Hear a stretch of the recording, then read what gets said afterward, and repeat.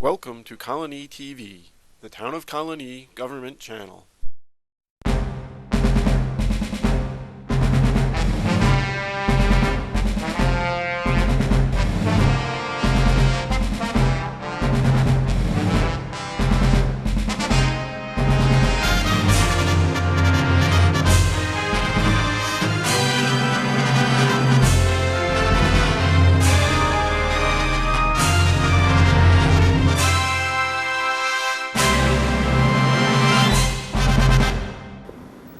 Well, welcome to So Many Books, So Little Time. My name is Joe Nash. I'm here with Zina, Shevchik. We're both librarians here at the Colonie Library. This is show 29. The premise is simple. Zina and I go down to the new bookshelf in the front of the library and in the technical services department, where all the new books are being processed every week, to tell you about some of our new books and new items. So as usual, Zina goes first. Zina? Yes. Today I'm starting with a novel, fiction, which I don't do much of on this show. It's called True Believers by Kurt Anderson, and I'm reading from a review that says the author is a co-founder of Spy, which must be a magazine, former editor-in-chief of New York Magazine, and host of the award-winning public radio program Studio 360. I don't know about any of that, but apparently he's written a couple of other novels that have been bestsellers. This premise intrigued me. Some reviewers call it a suspense novel, others call it almost a thriller. It doesn't seem that way to me. I've read the first two chapters. It's about a woman in her early 60s who has just turned down a nomination to the Supreme Court of the U.S. She withdraws her name from consideration because she thinks there's things in her past, particularly one event during the 1960s, that will work against her. And this book is supposedly her memoir. Again, it's a novel. It's her memoir, setting the facts straight. But more, it talks about her revisiting her childhood and the events in the 1960s of which she was a part. And she goes back and she talks to other people who were involved and who were her contemporaries at that time, and to see if her memory is correct. And she discovers things about herself and the events of that time that were not apparent to her, 30, 40 years in the present, which is when she's writing this book in 2012, 2013. It also deals with her granddaughter who's 18, and it talks about the differences between contemporary American society, post 9/11 times versus the 1960s. So it's kind of a cultural study too, but again, this is all in fictional form. So I was intrigued because it follows kind of my path, except that she's from a wealthy, well-to-do family, and it sounds like her childhood was not anything like mine.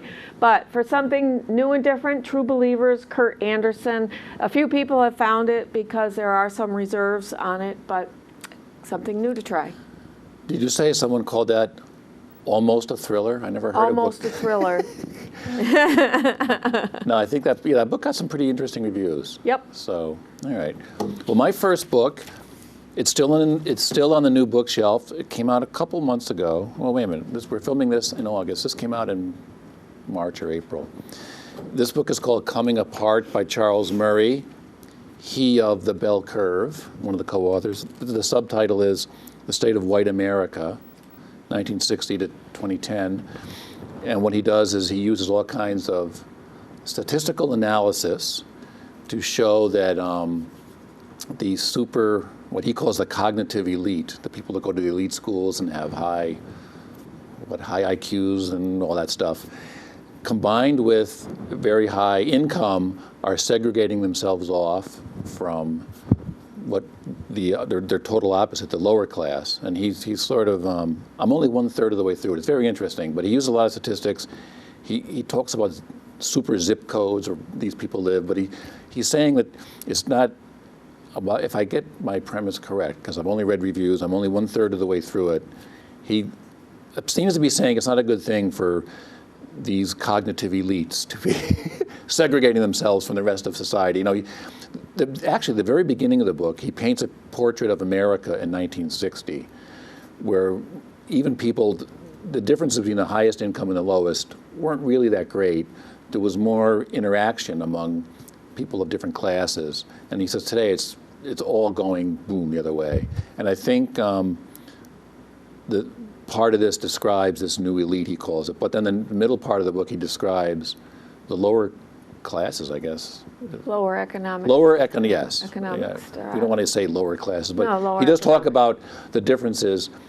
And then, is this good? How it's not good for America? And so I'm only 1/3 of the way through. It's very interesting, and he uses a lot of statistical analysis and surveys and things. So but it's very readable. It isn't He's a like good writer, yes. yeah, he's a very good writer. He's getting sort of like David Brooks these days. I think he's trying to impart a little humor into here. Right. Well, there are cultural studies and like David Brooks is after that. Yeah. So he's I think at the end, after describing the two the cognitive elite and the lower classes, and I think he sort of comes up with a typical enclave where the rich would live called Belmont and where the poor live called Fishtown. There is a real Fishtown in Philadelphia. So, but anyway, and again, they're segregated by both a combination of smartness, I guess you could say, education, and income. And he's the gap between the highest and the lowest is in 1960 really wasn't that different, and now it's like so far apart that he thinks it's obviously bad for America. But some of the stuff I've already read about where certain people live in certain zip codes, and New York, Los Angeles, Washington, San Francisco, what he calls the super zips. And there's some good analysis in here about people's political affiliations and things like that. And marriage. Oh, the other things that are important are for both classes, how both of them have viewed these: marriage, work, religion, and crime. Not crime. Well, he calls it honesty, but he just talks about criminal activity. Yes.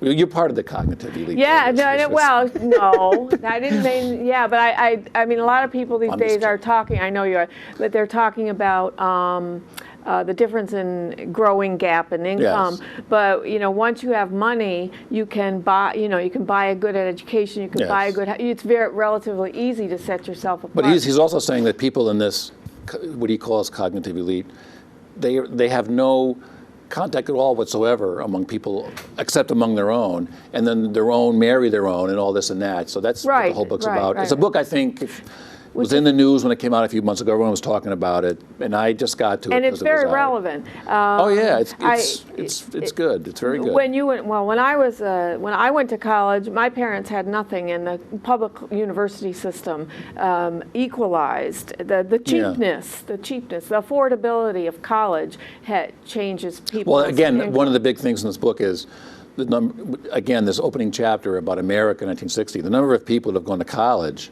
in 1960 compared to now is just like it's exploded. I mean, it's phenomenal. So, and it's going to be interesting to see now in the economic times if people can still continue going to school. So and I guess he only uses a data analysis for white America. I think he didn't want to bring race into it because I think he says in here somewhere race in this kind of stuff, income and race doesn't even matter anymore, and because of the bell curve, right? He's written a book controversy. He didn't want to bring race into it at all. He's trying to, but Coming Apart by Charles Murray. The Story of White America. The State of White America, 1960 to 2000. Okay. Zina? That's our time again. This is a local history. It's called The Poston Kill. Waterfalls to Waterworks in the Capital District by John Warren. Now, it was actually published in 2009, but we just received it. I don't know whether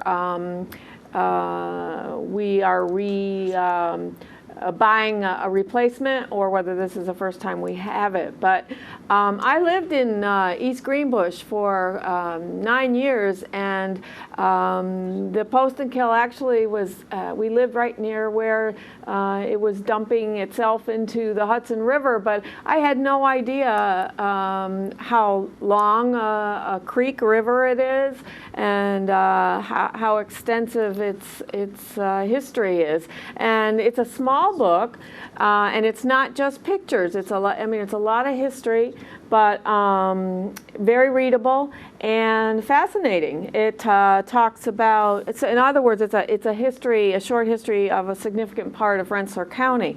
It discusses the different falls along the Post and Kill, the kind of flooding that has occurred in the past. It talks about the bridges, the industries that lined the river, the buildings along it, the lives of the people along it, including the farmers, past and present, the farms, the mills. There's all sorts of old maps, new pictures, even pictures of the workers in some of the factories along the river.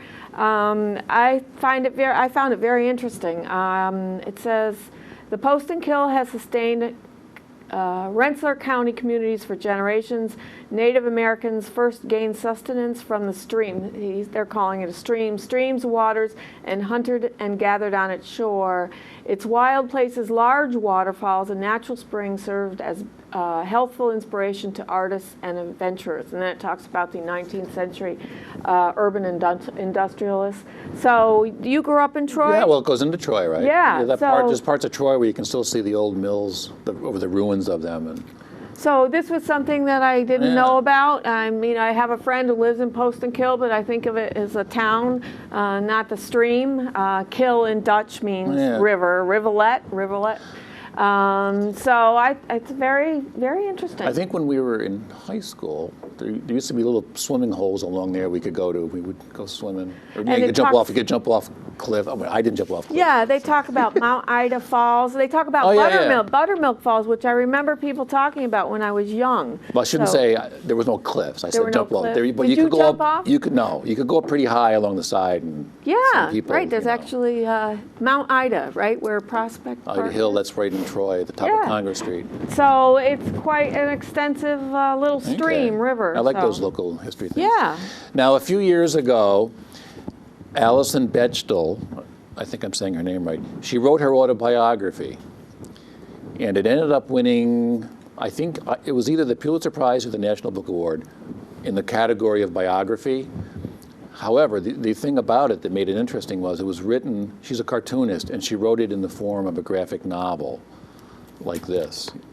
This isn't it, but it was called Fun Home. A wonderful book. Did you read Fun Home? No. It was really good. Alison Bechdel is a famous cartoonist. She wrote a comic strip. I think it's still going. It was in a lot of papers, and she's gay. And the comic strip is called Dykes to Watch Out For. But anyway, she grew up in a kind of a very dysfunctional family, and the name of her autobiography was called Fun Home. And it was, her father was an English teacher in a local high school and a part-time undertaker. The house had they lived in a house, was also the funeral home. And he was also a closeted gay man. And then the mother, it was kind of eccentric, and she acted in local plays, and she sort of put her career on hold, and they had this family, very dysfunctional, but the book is kind of poignant, but the book is got some really funny parts to it, but some really serious parts, because years later it came out that her father was molesting boys, and it's just, but anyway, and that book was called Fun Home. On that happy note. Well, but she was able to incorporate this into it was sort of a moving book about both her parents. I mean, and she goes into the whole thing, and then when her father died, there was some speculation that he might have been suicide. You should read it. It's really, really good. And the artwork in it is very interesting. So anyway, that's that book. This is a new book from our new bookshelf by Alison Bechdel called Are You My Mother? And of course, where the first book dealt with the father, this book deals with her relationship with her mother from the time the other book came out, because when the other book came out, her mother was really, upset. And her mother, like I said before, kind of eccentric. Her mother stopped hugging, touching, and kissing her when she was 7. And so, and Alison Bechdel. In a decision? No, I didn't read this one yet. Okay. But anyway, the artwork is just like in the other one. It's really good, very well drawn. And even is if it you're not, big enough to see? Yes, you have to wear your reading glasses. But if you're in, if this genre, this format, if you've ever read Mouse and those books, it's kind of a different format, and it's got, there's a lot of text. It isn't just like it's not like a comic book. There's like, if you read this, you're doing some reading. So you recommend this as a well, I'm recommending first it. Foray? I would read the other one first. Okay. I would read Fun Home first, and then read this one. And then we have the big compilation upstairs of her comics, Dykes to Watch Out For. I read some of it. They're very funny. They follow the same group of women through many years in the 80s and 90s. But this book got some really good reviews, and again, it's sort of a continuation of Fun Home. I'm only recommending it. I want to read this. I haven't got to it yet, but her first book, Fun Home, was so good, and this, again, is about her relationship with her mother, and particularly since the book Fun Home came out and the whole thing that went with that, and the father, and et cetera, et cetera. So, Alison Bechdel, Are You My Mother? Had you heard of the other book? No.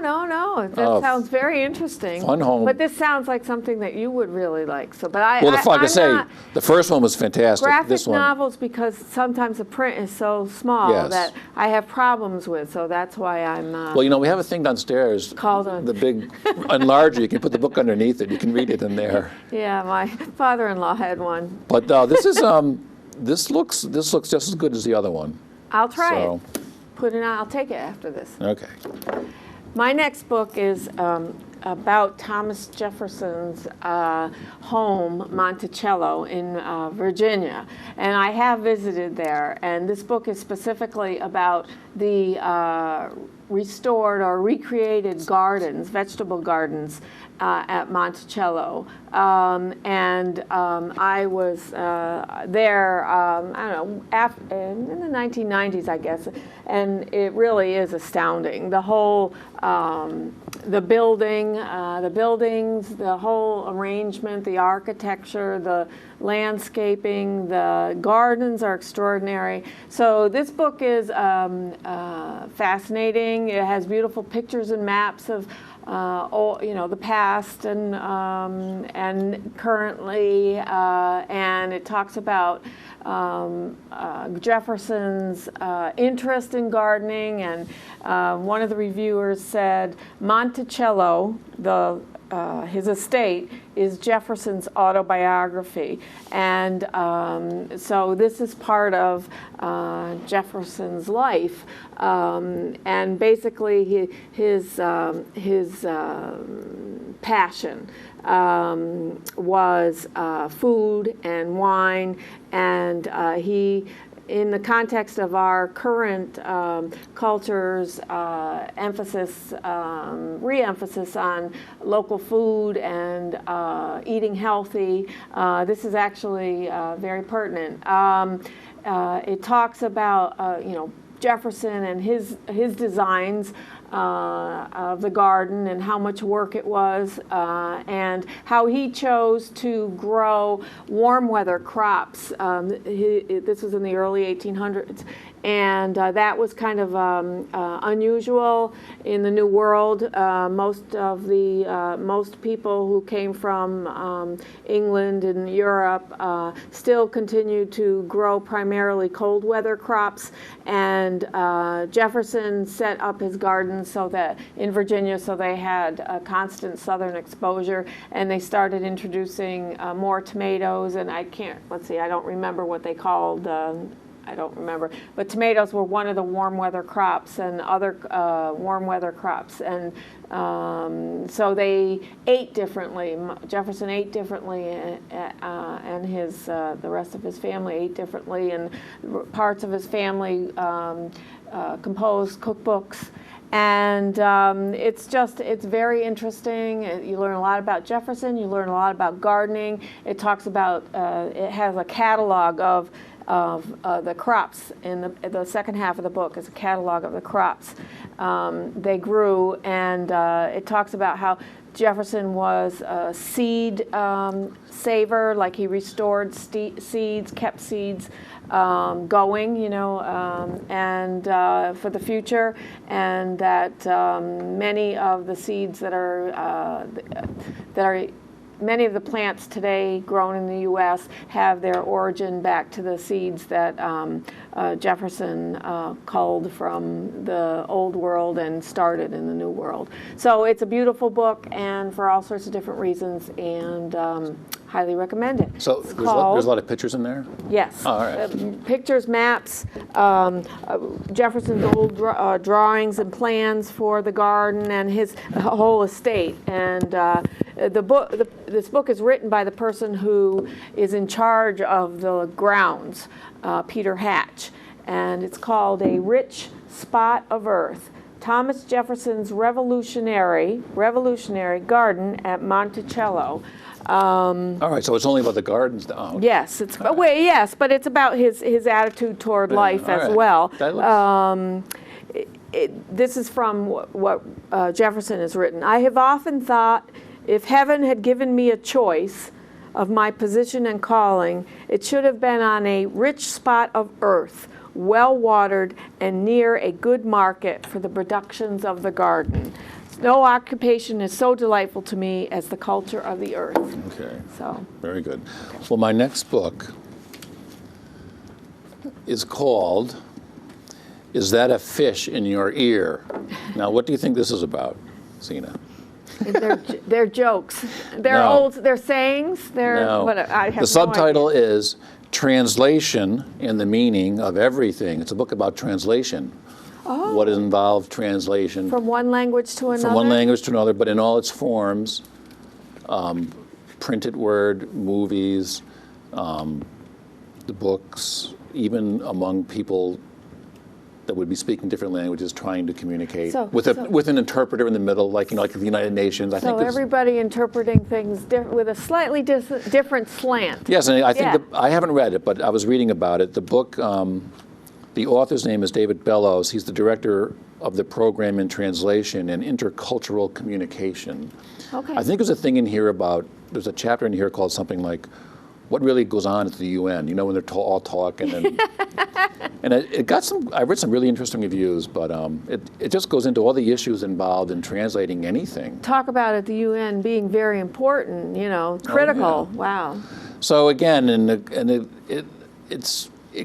I think it ultimately delves into the philosophical speculations about even in when everyone shares a language, can you actually know what?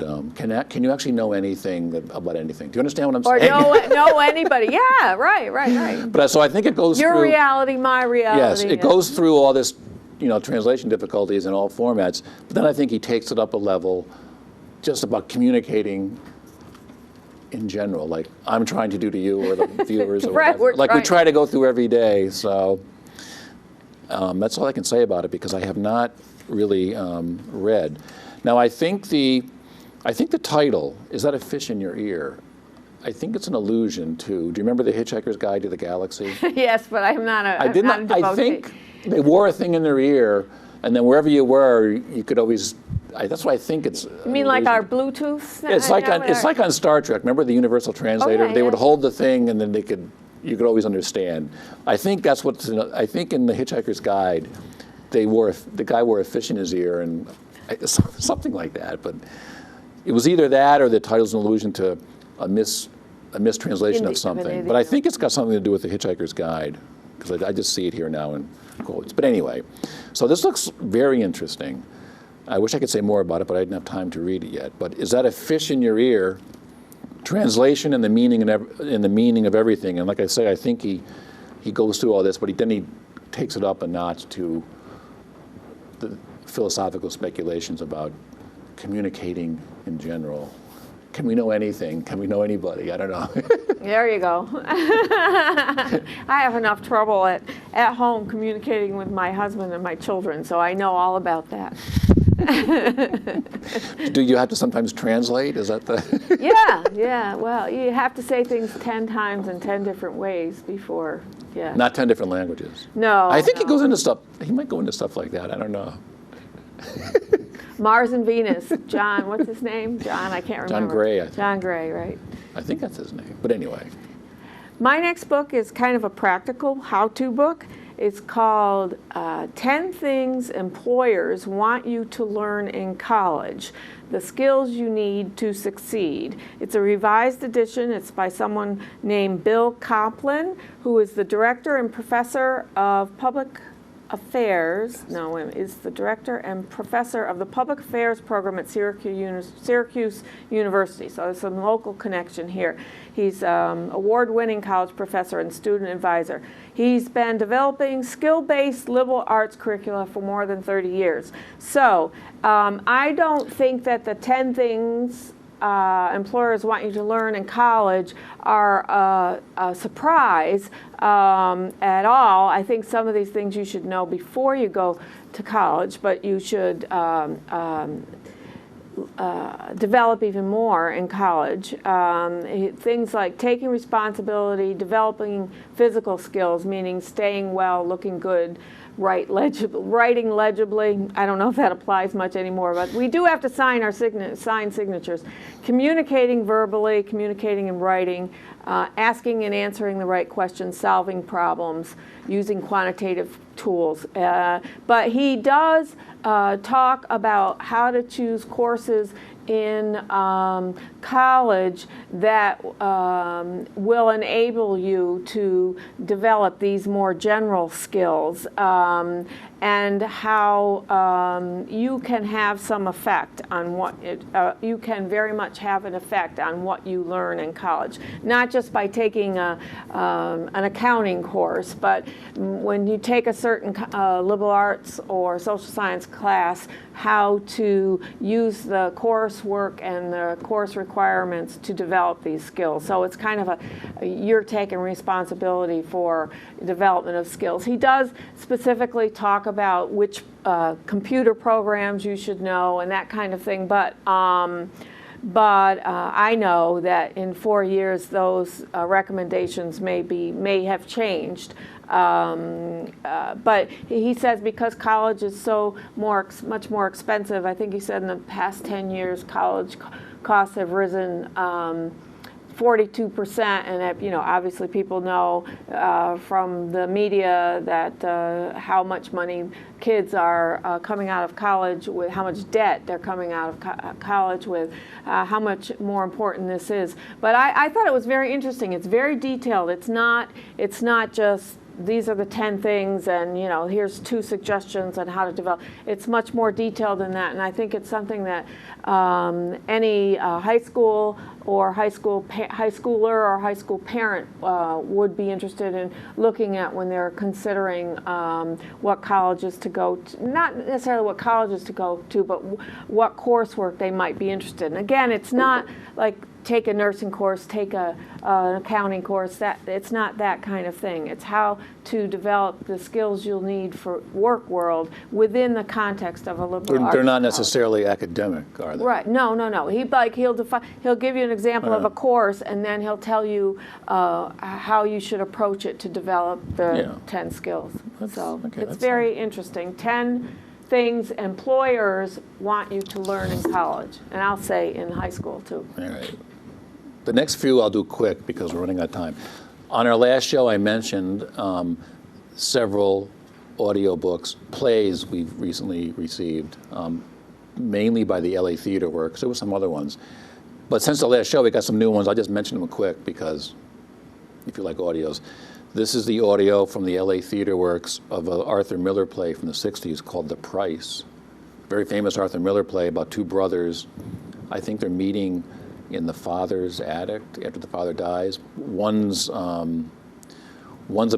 policeman, and I think I forgot what the other guy does, but they haven't had contact over the years, and the whole play goes back into their family, and then all this and that. But I think it's a typical kind of Arthur Miller, and it's Richard Dreyfuss and Amy Irving, Timothy West, Harris Yulin, all famous actors. Again, I mentioned the L.A. Theater Works last time, so we're growing our collection. So, and I've listened to a lot of these plays; they're really good. And one other one I mentioned last time. This is not the L.A. Theater Works, but I was able to get this because I was looking for some Tennessee Williams. Tennessee Williams, this is a recording of A Streetcar Named Desire. It's on 2 CDs. It's a complete play. Rosemary Harris, James Ferrantino. This is the cast. Now, this is an older, it's a new CD, but it's an old recording from 1975. And it's the people that were in the award-winning revival of A Streetcar Named Desire in 1973. I think they won all the awards, which was James Ferrantino, Rosemary Harris. So this is a recording from the 70s, but it's like a new edition or something. So that's Streetcar Named Desire we have now, and we're adding to the ones I mentioned last time. So, and we're getting more. So I'll be talking about them in the future. Okay, so Zina?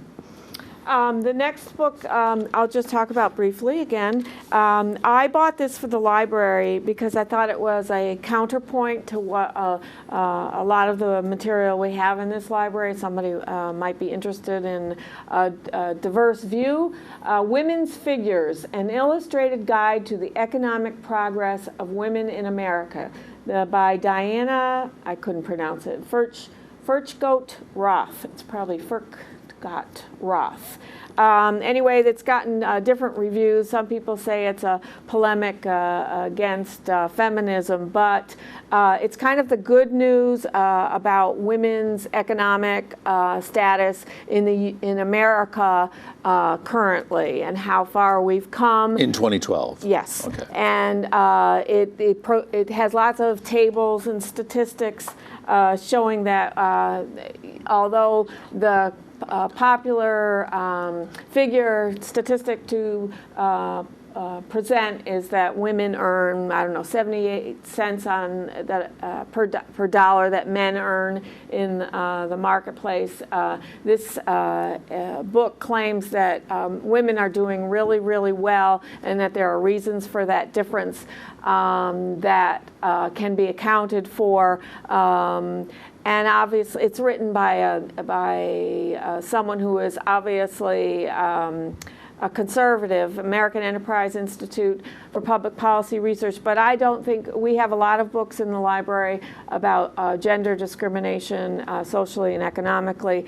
And this is written by an expert. And although some reviews claim that it does not prove that gender discrimination is not part of the reason that there is a difference between women's and men's wages. It does present a lot of statistical information that suggests that we are doing very well in the workplace. Okay, Now, that's it. Okay, I'll end with this then, I guess. Or do you have one more? No. Okay, now we're filming this. It's only August. What is today? August? 16th. August 16th. Oh, this show will be on in plenty of time if you still want to have cookouts and barbecues. This is called The Best Ribs Ever. It's written, the Barbecue Bible's Best Ribs Ever. And the subtitle is? 100 Killer Recipes. Killer. Including, because there's a whole section here on side dishes, including slaws, baked beans, and finger-licking sauces. The author's name is Stephen Rachlin. He's the author of the Barbecue Bible. Did you know that? No, I didn't. But this book looks really interesting because the first 50 pages is called Ribs 101. He goes into all the different kinds of ribs, what you should know, how to prep them, different kinds of grills and smoke. I mean, I didn't even know it was so elaborate. I'm getting hungry. I'm thinking you just throw the ribs on the grill, but there's a lot more to it. Of course, if you went didn't they have a rib thing over in Troy with hundreds of different places? Oh, cook-off, right? Yeah. Ribs cook-off. So again, there's a little chapter with what the tools and accessories. So apparently it's quite the art, but it goes into all this stuff. Here's one chapter called 6 Live Fire Techniques. 8 essential techniques for prepping. Again, it goes through the whole thing. And then there's whole chapters here, including recipes. Each chapter I'm looking is at least 30, 40 pages each of the, it looks like the 6 different kinds of ribs. But it's a nice small book Yes. there, so you can bring it with you But as so you're again- cooking out there. So tell me, I don't know, I wasn't aware there's so many different, I mean, I know there's different kinds of ribs, but I guess I didn't think of cooking these on a grill, but there's a whole, each of these sections is 40, 50 pages, some are longer, including recipes, how to do it, how to make the sauces, all different kinds, and I was looking, they do look really good. I'll just go do a quick whole section here on pork baby backs, and then the next section is called Beyond Baby Backs, pork spare ribs, country-style ribs, and rib tips. And then we have a whole section on beef ribs, lamb ribs, and then it goes into the side dishes. And then there's a section on drinks and desserts. So That's right. It's not just ribs. that begins with, it says ribs and beer, what could be better? I guess that's true. So anyway, just, This is opening. good for the fall. Yeah, but there's over Tailgate party. There's over 100 recipes. There's a whole section on the different sauces. I mean, there's tons of sauces, and I like really spicy. So maybe I'll try to cook some. Better go put a reserve on this. Sounds like Joe's going to have it for a while. And this is new. It just came out. So it's the Barbecue Bible. The Barbecue Bibles guy. I guess he's got a whole series. The Barbecue Bible, best ribs ever, 100 killer recipes, including slaws, baked beans, and finger-licking sauces. Well, that's it for show 29, and we will see you next time.